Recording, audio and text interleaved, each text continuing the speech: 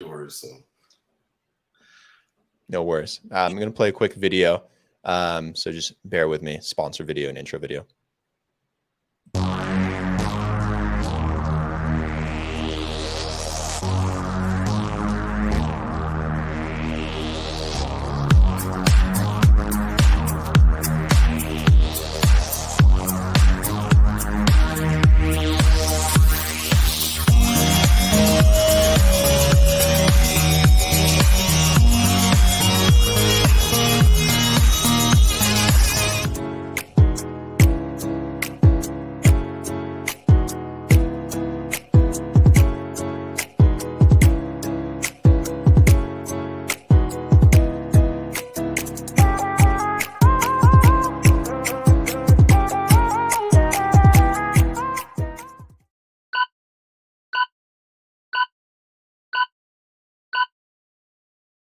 What's up, guys? Welcome back to BlockHash, Exploring the Blockchain, episode 297. Today on the podcast, I have Dr. Martin Lane, Dr. Mark Lane, excuse me. Dr. Mark Lane, founder of Audiolox, here on the show with us today. Mark, how you doing? Welcome on. good. Thank you for having me. Of course, anytime. Absolute pleasure. A lot I want to dive in today. Have a bunch of questions for you on Audiolox and what you guys are doing. Before we do, I think it'd be helpful for the audience to kind of know a bit more about yourself. So maybe tell us a bit about your background, some of the things you've worked on in the past, what your field of study is, I guess, and how that's kind of led up to what you're doing now with Audiolox. I started out as a child prodigy with my father, Charles Nunley, that was with NASA. They had discovered my abilities at 6, and I started dealing with that as the government had used me. And then I got into just normal schooling, had graduated very early, and then I had to do normal school again. Then I just went back into college. I have about 17 years with the college. I have my PhD in double master's in business. And my favorite, of course, was always in nanotechnology, before nanotechnology was a thing. I started dealing with very small particulates, and then I got into subatomic particles separation and manipulating subatomic particles to affect polymers. And I have several patented products that are out there on the market. They're white labeled, of course. I'm not at liberty to say what they are. But the other portion of it, I had kind of a sort of normal life. I got married very early at age. I was 21. And I've been married for 39 years, and just a steady kind of a geek. A friend of mine, a very close friend. I mean, we're like brothers. He just passed away about a year ago. Is Dion Estes of Wham. I've known him since I was 19. He's a little slightly older than me. I think he was 4 years older than me. And he over the years, I had managed some of his materials and stuff that he was doing personally outside of Wham. Wham only really lasted 4 years, even though it was the most popular pop band in the world at the time. Mm-hmm. He wrote "Heaven Help Me," which a lot of people on the radio thought it was George Michael singing the song, but it actually wasn't. It was him. He sounds a lot like George Michael when he was singing. And we had produced many things. We developed our own company together, Voxtone Radio Records. I'm sorry, and we actually had Voxtone Radio at one time, Voxtone Records, and then we had mainly as a publishing house, a little boutique record label, and we managed some bands back in the day. So I'm very very well versed in the music business. Nice. Saw a lot of his friends, of course, people of that stature, they have all the big names. He played on just about everybody's album. You know what I mean? It was incredible. He was in 44, his music's been in 44 movies, so he knows a lot of people. Bruce Willis, I mean, we just meet him on the street. Hey, it's like his old friend, so it's funny how many people he knew, but the main thing was that they started complaining to me about, we want you to help us fix our problem about getting money. Our monies are just dropping and dropping, and they're stealing our songs, and so forth. I'm like, well, I can look into it, and um, it's not my, my forte, you know what I Mhm. mean? But that's what I'm a problem solver, So um, I went and started looking at how the do's and don'ts of what they're doing in the marketplace. Basically, back in 1993, AOL developed the MP3, which Rhapsody took it and ran with it and torrented around the planet with peer-to-peer systems, right, for free. Mhm. And the music system has been going down about 40 billion a year since then. Right. So I've seen the paychecks because I was privy to them because I was actually doing the banking for them. So I would see these paychecks and go, oh my God, it just kept coming down and down and down over the years. You see people making hundreds of thousands of dollars, and then all of a sudden they're making $5,000. I mean, it's not funny anymore. You know what I mean? So Mhm. I knew that the music business is basically, on its last breath, basically.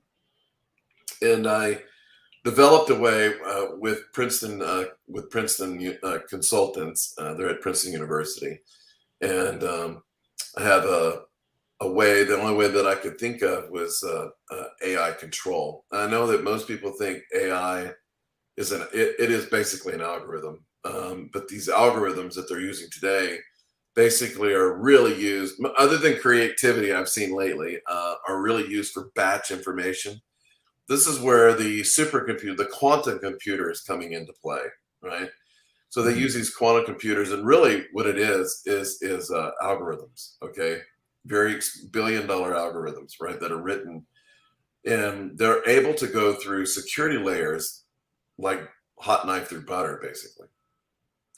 And this poses a huge problem to all of us. It's not just the music industry; it's everybody. Or your bank account, everything.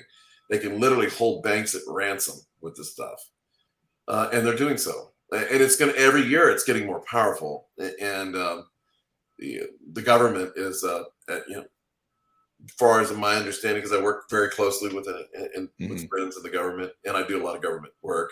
Um, they get hit 19,000 times a day in hacking. And they have to kick these people Jeez. out. I mean, it's manpower because we don't have the computers to actually do it for us. We actually physically, so it takes a lot of manpower. And a lot of my friends aren't even going home. I mean, they're literally having to stay all night. Their wives are, getting angry, and they can't stop. They have to keep because they're being attacked. And I have a way to fix the problem. I figured what I did was I took it from the AI scenario with an algorithm, but then I want to go past that point and went to AI to AI, which is a much different thing. The AI to AI would be fully control of all information from point A to point B, right? Now, this will also solve, as you know, our blockchain problems, right? I know Mhm.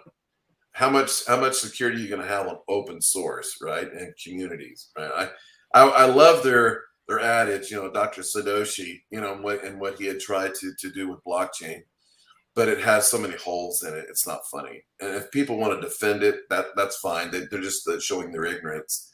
But the actual blockchain can be used, but it needs to be used in a more secured way. And that only way I know to do would be to bridge those gaps, those non-secured areas with my AI to AI communication, which is non-binary. So you're putting something that's binary and then protecting it with non-binary information. I know it Right. may be over most people's heads, but It's that's the definitely only. high level stuff, but it's Yeah, it's very fascinating. I can't. The government won't allow me to talk about too much of it, but you're basically you can't hack something that's non-binary. I mean, there's the two. It's like oil and water; they don't mix, kind of a thing. Mhm. So that was my only way that I knew to fix basically that problem, and then it's turned out to be a national security, layer basically. So. Um, I mean, it's a great thing, but it can grow as big as you can think. So the new AI system that I've designed basically is more on the robotic side than it is an algorithm. It's an individual. He's a childlike at the moment. Um, He's about 9 or 10 years old.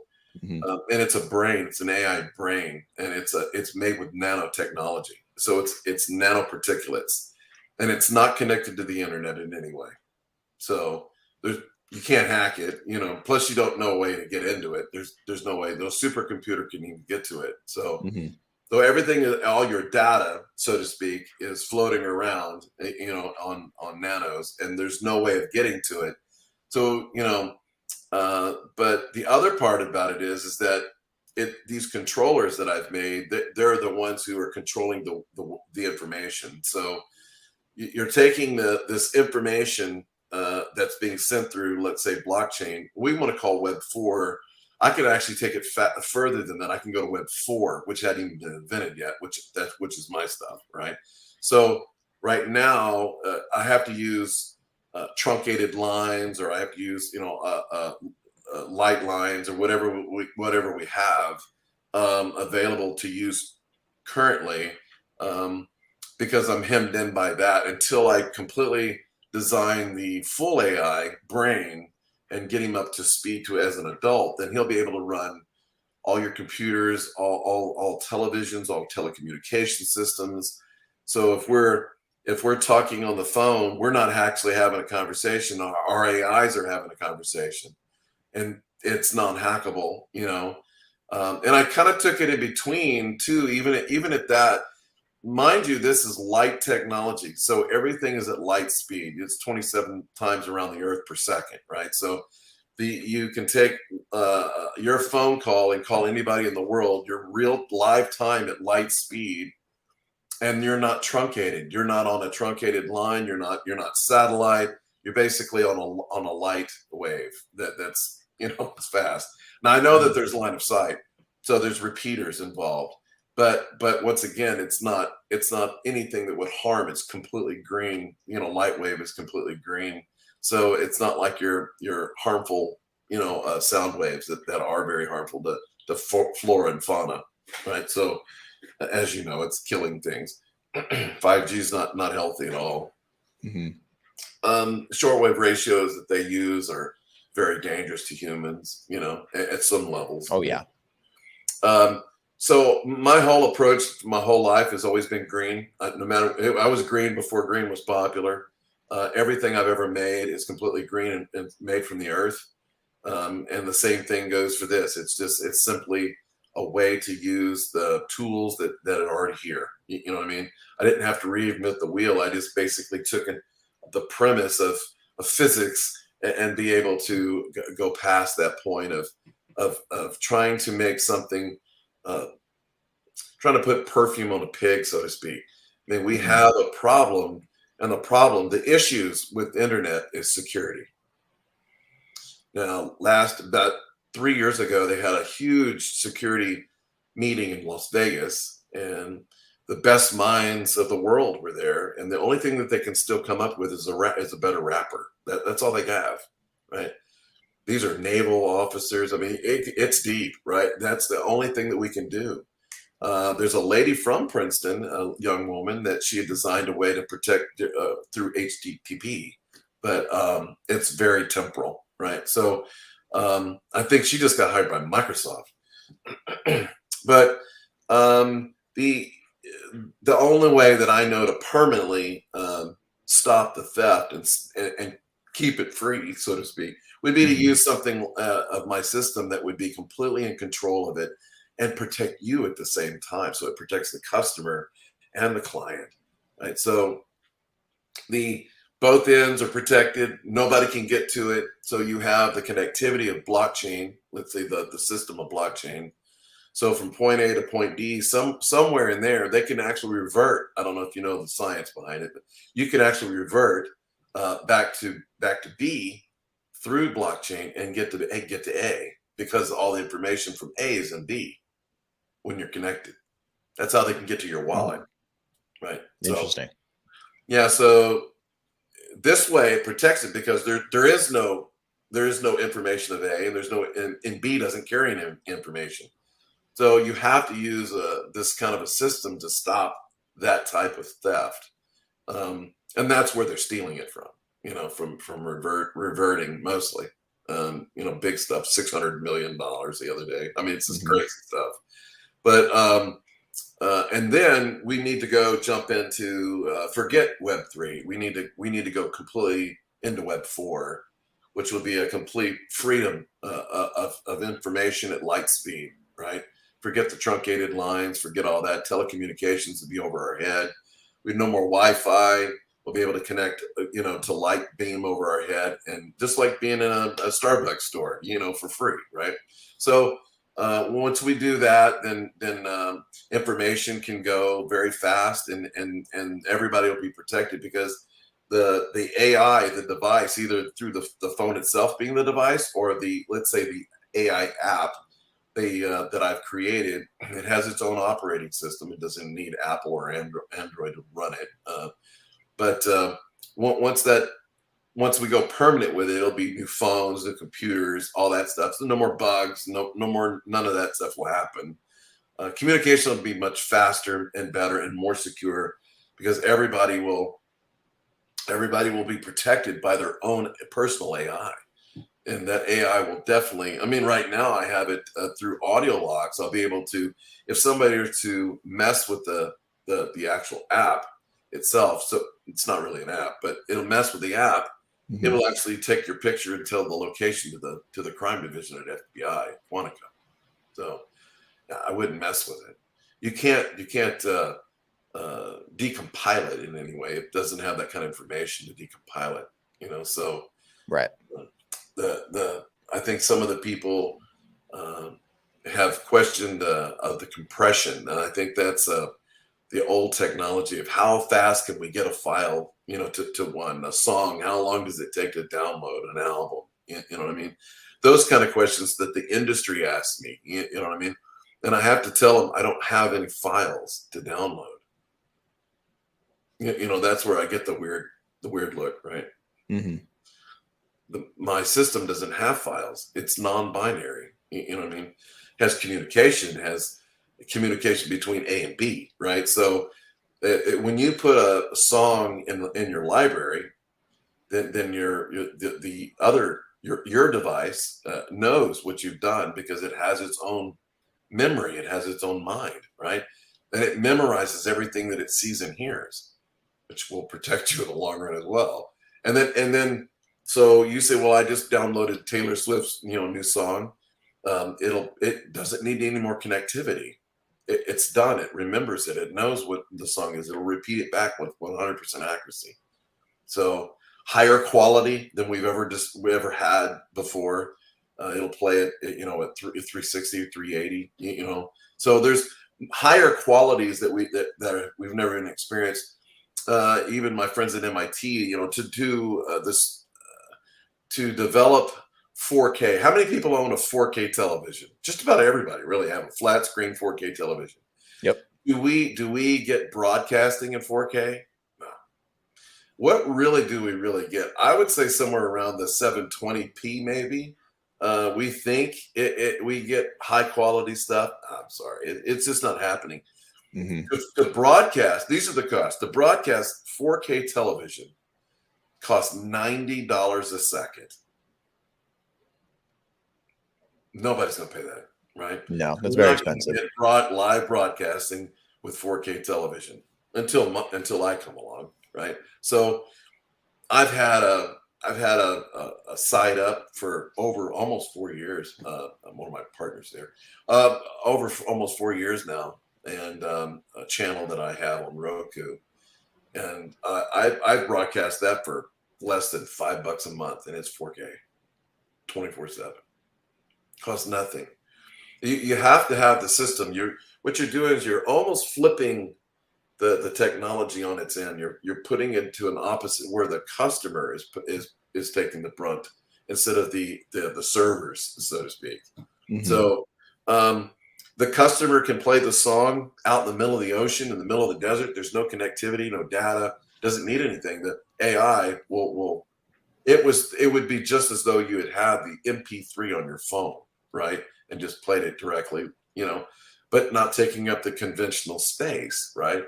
So the AI right now in the space wise about 17 megabytes on your phone, and you could have 10,000 songs. It'll never go past the 17 megabytes, right? So it's just its own mind, its own memory. So the 17 megabytes is the mind of the AI. Does that make sense? Yeah, that makes sense. That's very fascinating. I feel like storage, but yeah, I feel like there's so many different things that could be applied to even outside of, music and what you guys are doing with everything, Audiolox. banking, financial, crime, everything, and they're doing it. They will do it. All these platforms, the movie business, they're suffering just as bad as the music business. They come out with a movie and it's torrented like a week later. I mean, they normally had a 5-year range of money coming in. Their ROI that they had, the return of investment, was normally a 5-year plan. They had America First and overseas. And then, and directors and actors would get paid off the back end of stuff as it progressed in its value. Don't have that anymore. Whatever they can get up front is all they get. That's all they get, right? So it's not good. And writers, producers, the film, they're not getting paid. Just like the music business, nobody's getting paid. You can't make money off of songs in itself. Back in the day, I used to producer, as myself, a music producer. You do a song, an album, like Sylvia Massey, Rick Rubin, any of these great producers, well-known producers, that $150,000 to $200,000 for an album, and that's probably very conservative. Normally, it was a budget of $500,000, and then you had $500,000, just basic $500,000, just to start your like a Sony Red distribution deal. If you were if you were a type of person that wasn't labeled, right? You were a non-labeled person, independent. I'm trying to use the term here. Right. I get my mind in so many different areas, but so the cost value in itself is tremendous. I mean, there's but now you have making your stuff at home. I mean, you can tell the value, the quality is just not the same. I mean, how much quality can you do when you've never had any kind of sound engineering training, or, you're going to get what you get, you know what I mean? And I'm not saying that a lot of it's not too bad, but it's definitely doesn't have the quality of the 70s and 80s and 90s in music at all. Early 2000s still had some, and now it's just completely waned off of that quality. It's just not there. They don't want to because why would somebody want to open and spend that kind of money when you never get the revenue back? Nobody would be able to stay in business, right?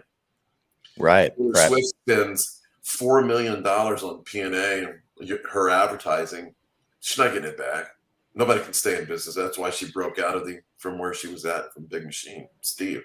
So there's just so many problems and now the shame of it is these people are so desperate now. These big artists, they're selling off their catalogs because they're not making any revenue, right? And then think when COVID hit and they shut everything down, there wasn't even a concert to make any money.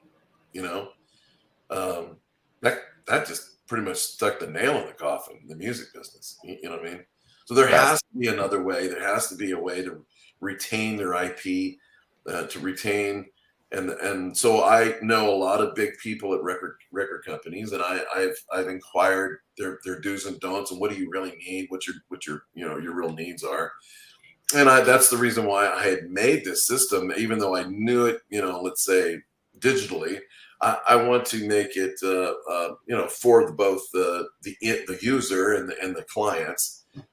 So I really designed it for the music industry, to protect themselves, to protect the material. The client, I heard all the do's and don'ts from Spotify and what they hate about it, what they don't like about it. I mean, those things are there, right? To research. And I just designed my way around that. And also, I have involved my own technology and streaming.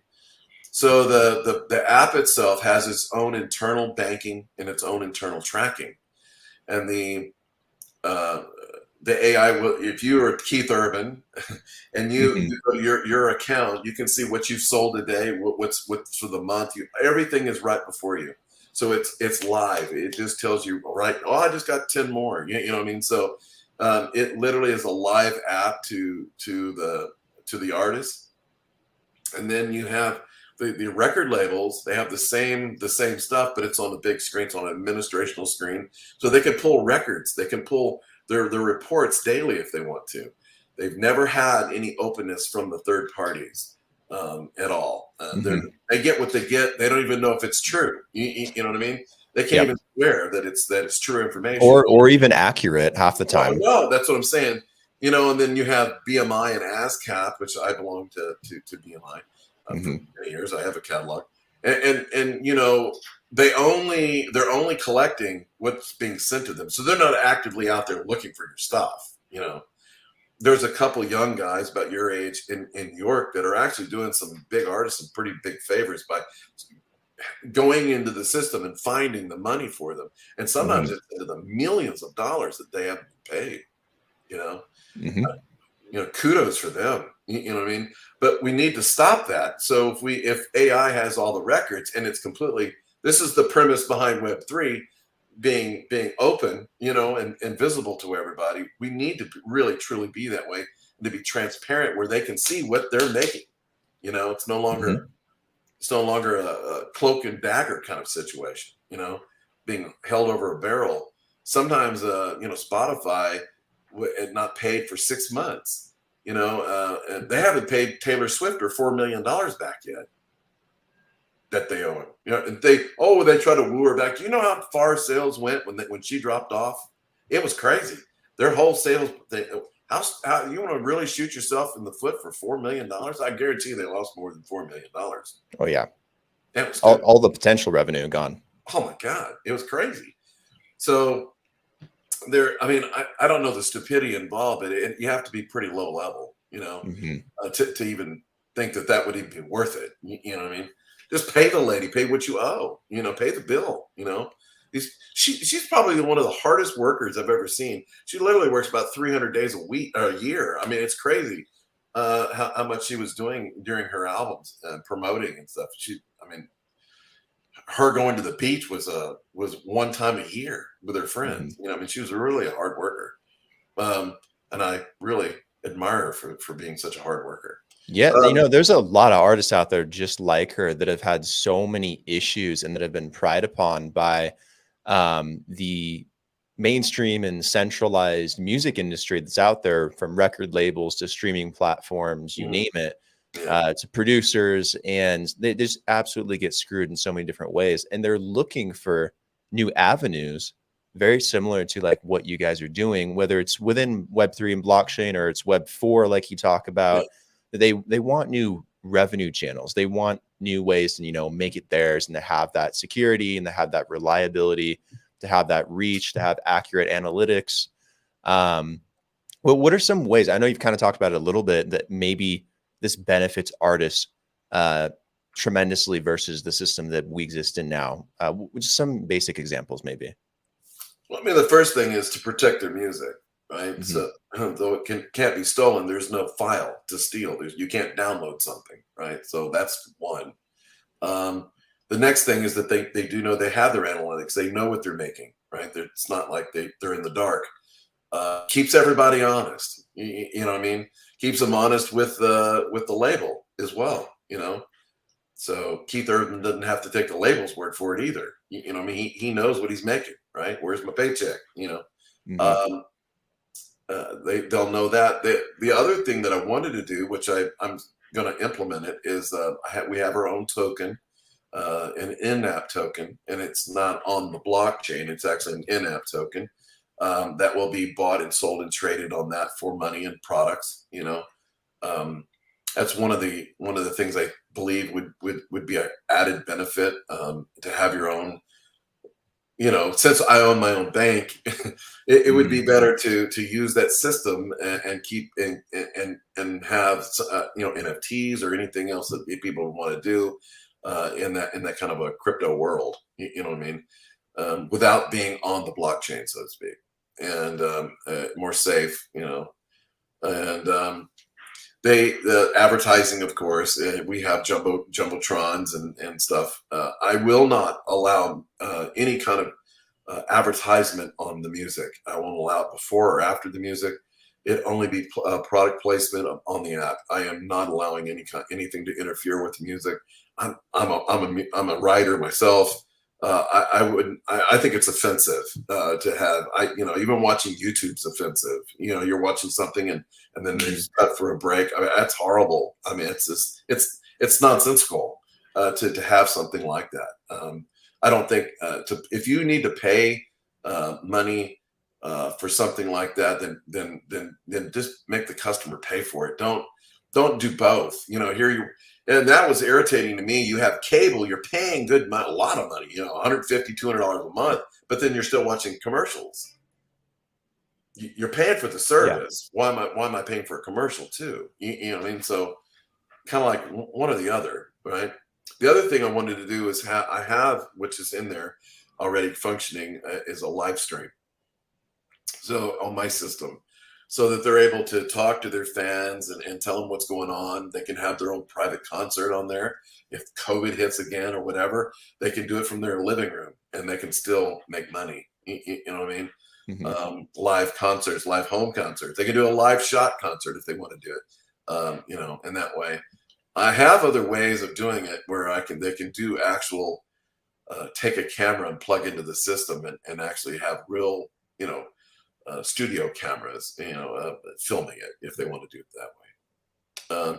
But there's other ways. Like I said, I think it may come to that if these super bugs keep coming down the line. You just can't stop commerce. Because when money stops moving, then we go into massive recession. You know what I mean? And it's not good for anybody. Mm-hmm. So I mean, when you cut money from the music business, you're cutting money from everybody's business. And people just don't think like that. They don't have the understanding of what economy really is. You're talking about when they tour, they have hotels and food, right? They have trucks, they have truckers. All of these things, the hotel, everything is being done. The actual backline people, the musicians, everybody has to be paid, and there's a huge economy within just one group of people, you know what I mean? And what they're doing and how their tour goes and where, and people just don't realize how it affects the rental business, right? Well, if you don't have music and nobody's renting cars, I mean, you'd be surprised. Like I said, I believe it's estimated somewhere between 40 to 50 billion dollars a year is missing from the music market, and that I'm like I said, I think that's just super conservative. It could be upwards of 80 or 100. You know what I mean? Mm-hmm. But the fact is that they're not able to make money because it's being stolen is the main brunt of the problem, and then they're being lied to. So they to keep everything honest and open and transparent. You're going to need a system like this for people to really see what they're getting and what's owed. Then you have a lawsuit, where you can say, look, this is what the count was as a report, and you didn't pay me. You know what I mean? Mm-hmm. Attorneys love that. It's all in black and white. Black and white don't lie. You know what I mean? So they love that. There's other things that I can't discuss that's going on in the music business. Contractual agreements have been broken. Sure. A horrible breakage of big contracts right now, and hopefully the Audiolox will be there for the fallout, and I'm trying to get it out as fast as I can. I'm about 95 to 98% done. The only thing that I need to do is create the onboard screen for the industry so that they would be able to log in and pull the reports. And I can get through probably between 6 to 8 months once we raise our capital for our funding that we need. And we're raising it through the token so that people could not only get cheap tokens at the moment, but could also have the percentage rate of getting the monies from raising the capital. So it's kind of a twofold money maker for anybody that's investing. The big incentive for them. So the primary need mostly right now is you guys are continuing to raise capital. Is that the stage you're at? Yeah, that's what the stage we're at currently right now. Yeah. And let me ask you a question real quick. In regards to getting to market, This technology you're talking about that you guys are building sounds fantastic. It sounds incredible. And when it comes to competition, I don't think Spotify holds a candle No, technologically to what you guys are doing, which is I'll speak to awesome. that if you want me to. Yeah, yeah. But The main problem with any third party is that they have to pay about 40% from another third party for the mhm, to play anything. Okay, so all your albums and your music and everything are all third party. Okay, they mhm, have to pay that. The other part is the bandwidth. So here, SEC reports show that bandwidth is about $600,000 a month per 1 million users. Now they have what 150 million people users, subscribers. So that's about $90 million a month going out the door just for bandwidth. I don't have any mhm, bandwidth. So I'm able to pay a lot more money to the artist. So I'm offering a penny per spin. This not just to an elite group, that's the anybody. Okay. So they can't do that. In fact, they went before the Supreme Court said they couldn't raise it on the MMA. They couldn't raise it for a 2/10 more of a penny, or that they would go broke. They're actually right. I'm not saying that. They just don't have any room to move. The profit's just not there for them to function. You know what I mean? And mhm. it's because it's old technology, and they're trying. That's the main issue of everybody right now. Is the bottom line is that it's too much bandwidth. It costs too much. These servers cost millions of dollars. SEC report on just say Google. Google spends $2.9 billion every 3 years, so basically about a billion a year on bandwidth. That's a lot of money going out the door, right? Yep.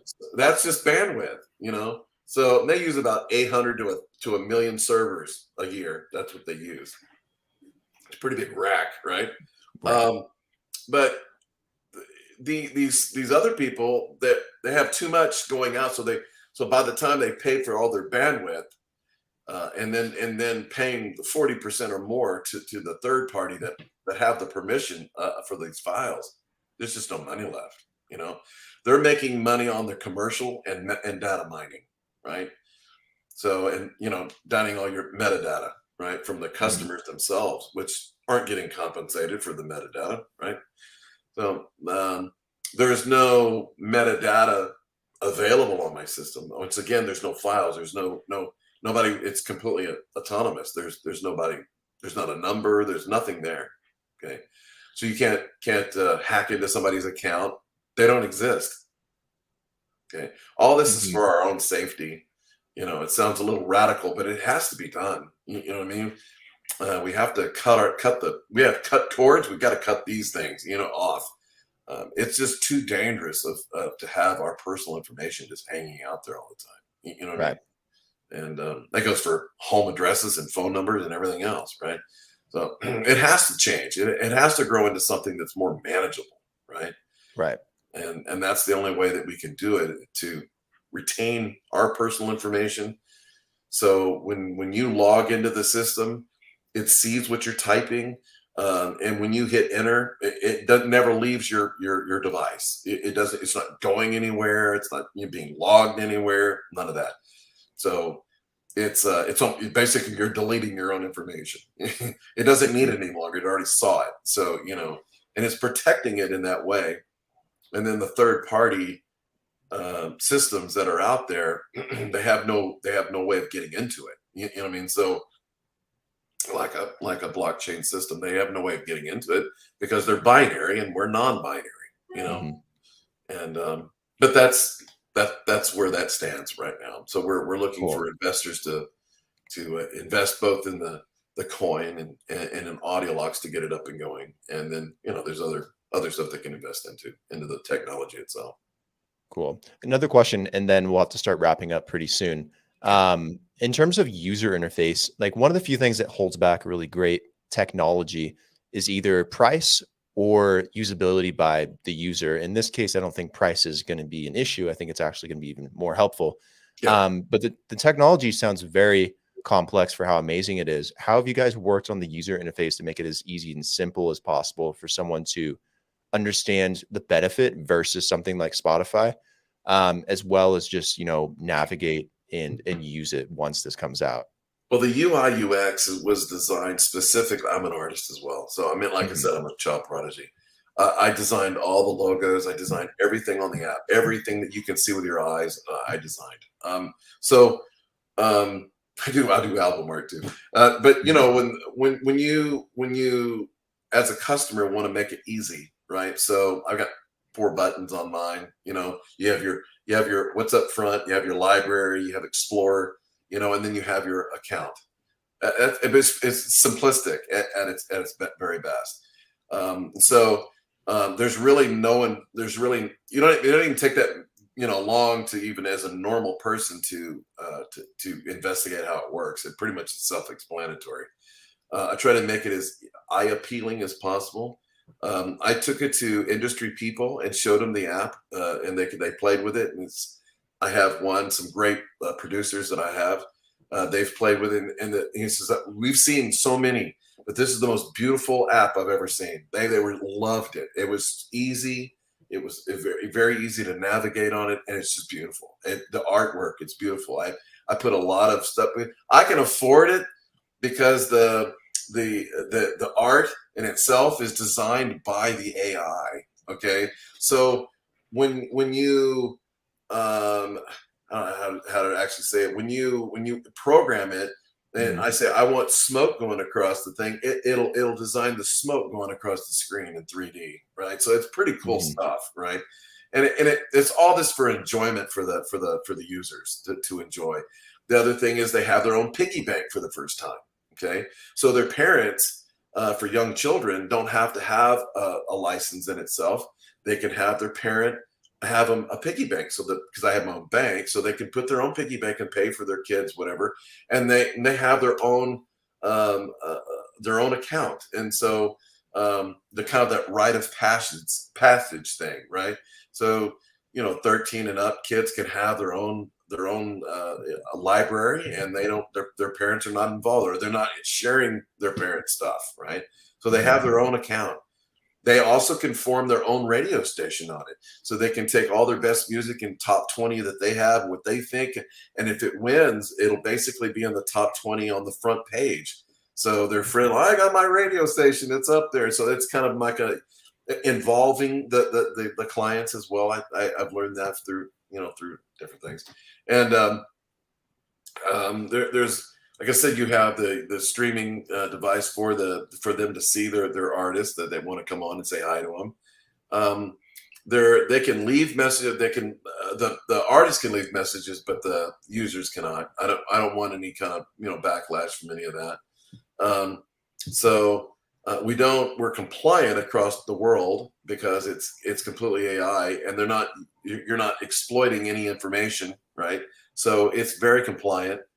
And we've had compliance officers from around the world say there's nothing there, so there's nothing to be compliant about. We do have user policies, but I'm saying that there's nothing that's going against any other country, because there's no images, there's nothing that's being used. Now the AI, every time that you play something or move a page or anything that you do to go someplace else or whatever to function, it creates it for you every single time, because it doesn't actually exist. It's a blank page. There's nothing there. Okay. So all the images that you see are created by the AI that second that you want something. When you go to the next page, it doesn't exist anymore. That that little Interesting. Pretty interesting, right?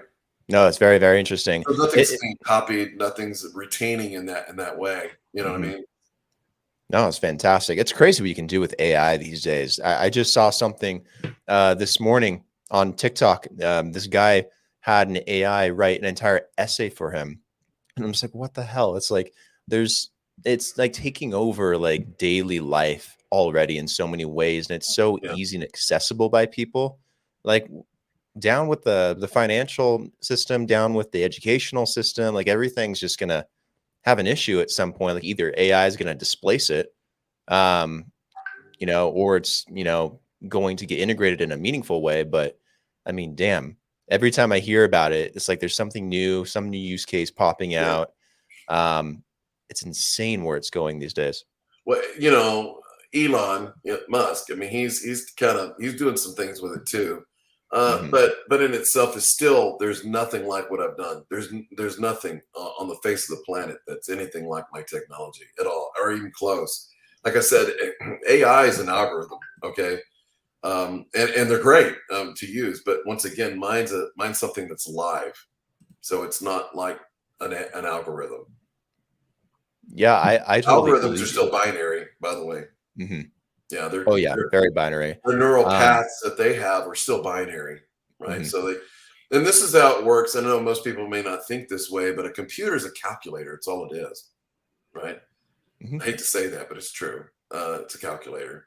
Um, that you have to input something for it to know. I know that there's learning, but once again, if you've ever read anything about AI, to learn something, you have to have input. The other one is that you have to role play with it for a long time.